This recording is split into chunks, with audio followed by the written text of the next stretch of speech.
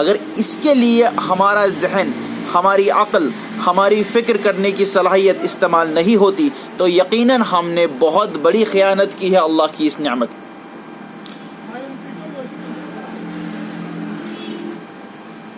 اسی طرح سورۃ البقرہ کی 242ویں آیت میں فرمایا کہ ذَلِكَ يُبَيِّنُ اللَّهُ لَكُمْ آيَاتِهِ لَعَلَّكُمْ تَعْقِلُونَ. اسی طرح اللہ اپنے آیات کی وضاحت فرماتا ہے تاکہ تم تعقل کرو، یعنی اپنی عقلوں سے اسے سمجھو، اپنی عقل لگا کر اسے سمجھ سکو. اور سورۃ الزخرف کی 3 آیت میں فرمایا إِنَّا جَعَلْنَاهُ قُرْآنًا عَرَبِيًّا لَعَلَّكُمْ تَعْقِلُونَ. ہم نے اس قرآن کو عربی بنا کر اتارا تاکہ تم اسے سمجھ سکو. ظاہر بات ہے ہمیں اگر قرآن سیکھنی ہے، پڑھنی ہے تو ہمیں عربی سیکھنے کی بھی محنت کرنی پڑے گی.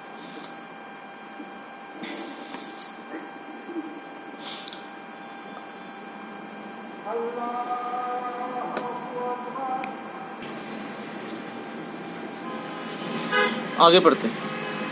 آیات قرآنی آیات آفاقی اور آیات انفسی میں تفکر و تعقل کے نتیجے میں انسان محسوس کرتا ہے کہ ایک تو ان تینوں میں گہری ہم آہنگی پائی جاتی ہے،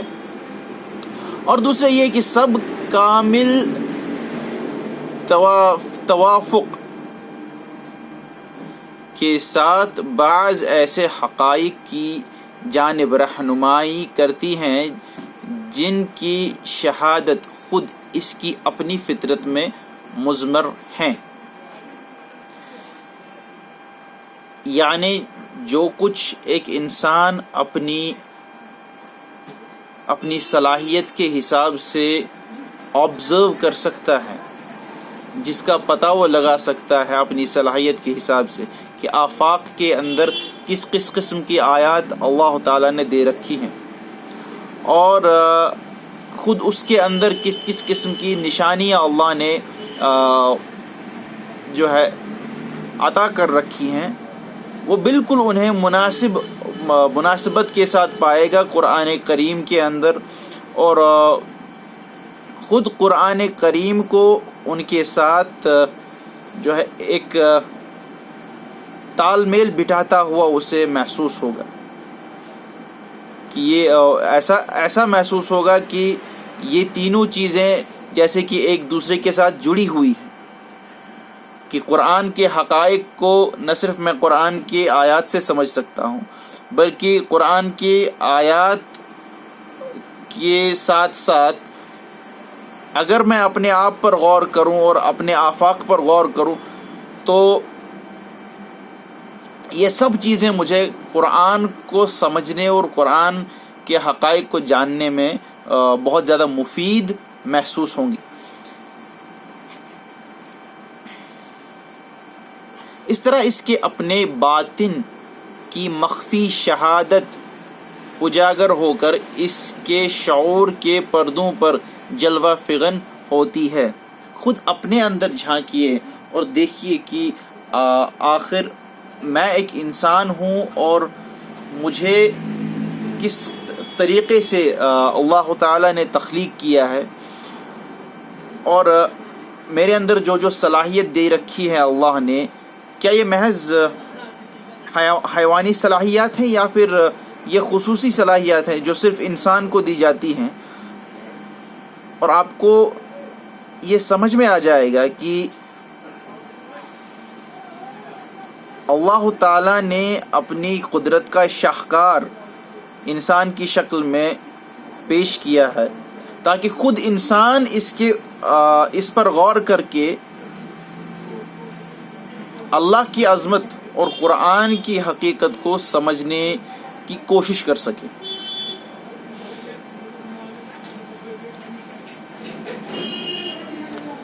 حقیقت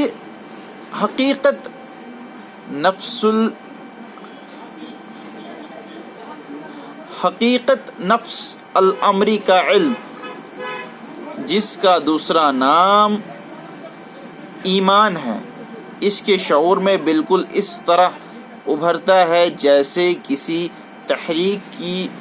بنا پر کوئی پرانی بھولی بسری بات انسان کی یادداشت کے ذخیرے کی گہرائیوں سے ابھر کر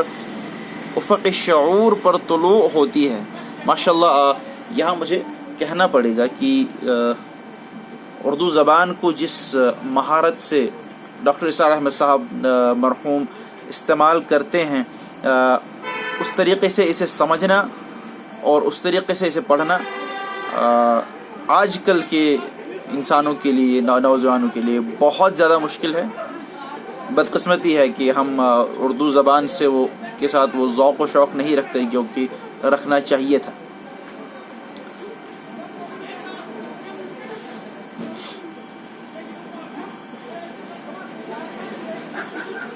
بہرحال میں یہ کہوں گا ان نٹشل کہ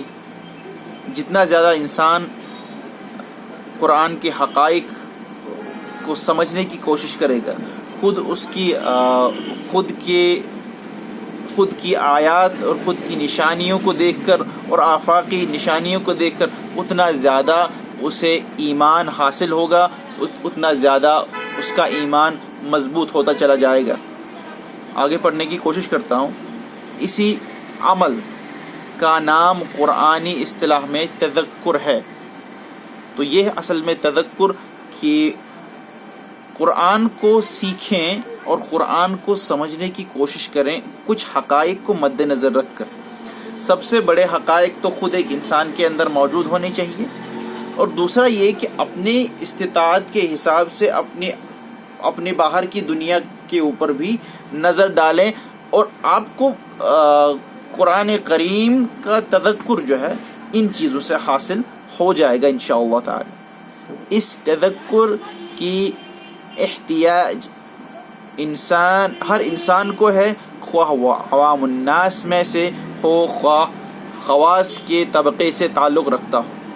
یہی وجہ ہے کہ اللہ تعالیٰ نے تذکر کے لیے قرآن کو انتہائی آسان بنا دیا ہے، اور قرآن کی ایک ہی صورت میں 4 مرتبہ یہ فرما کر کہ وَلَقَدْ يَسَّرْنَا الْقُرْآنَ لِلذِّكْرِ فَهَلْ مِن مُدَّكِرٍ، سورۃ القمر کی 17ویں، 22ویں، 32ویں اور 40ویں آیت بالکل ہو ایسی ہے کہ ہم نے آسان بنا دیا ہے قرآن کو ذکر کے لیے، تو ہے کوئی یاد دہانی سے فائدہ اٹھانے والا۔ یہ ایک اوپن انویٹیشن کی شکل میں ہم اسے تصور کر سکتے ہیں۔ It is open for every single person۔ بس آپ کے اندر وہ شوق اور وہ جذبہ ہونا چاہیے جو کہ ہر مسلمان کے دل کے اندر ہونا مطلوب ہو یا مطلوب ہے، لیکن بدقسمتی اس بات کی ہے کہ نہ ہمیں شوق ہے اور نہ ہمیں اس بات کا تصور ہے کہ قرآن کے لیے ہماری یہ ذمہ داری بھی بنتی ہے۔ بہرحال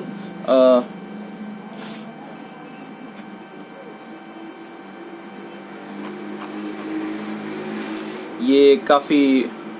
لمبی تحریر ہے، لیکن اسے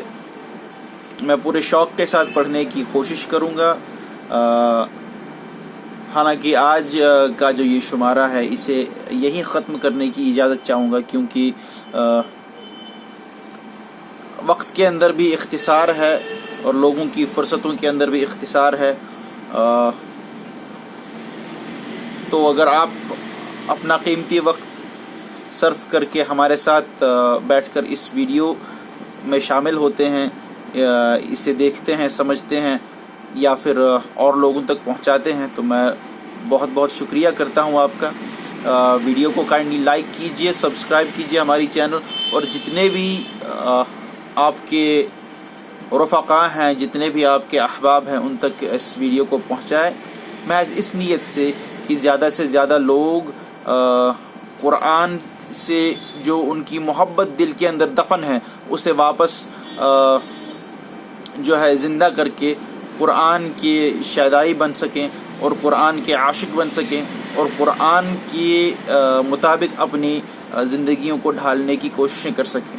اور اس سے امید ہے کہ ہمیں بھی اجر و ثواب کمانے کا موقع ملے گا۔ السلام علیکم۔